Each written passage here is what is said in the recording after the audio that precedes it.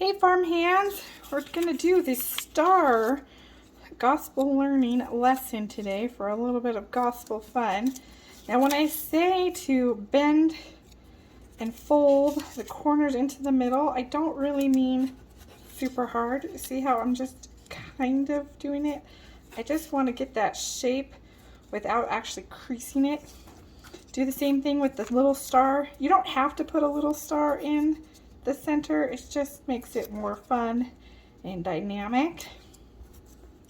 So go ahead and do that, and once you get this one done, you can put it in the middle of this one. So just kind of fold them gently down in, and I did the color that way. I'm going to pick it up and I'm going to put my bowl of water here. You're probably going to want a bigger bowl than this, but for the video, this is what we're going to use here. And then you just drop them in and you watch what happens. See how it automatically starts to unfold. And so as we learn more about the Abrahamic covenant and the things that unfold to us because of it, you can talk about that. So make up your own drawings to go in the middle as you continue to study it and to learn, and just have fun with your family as you watch these stars burst into action.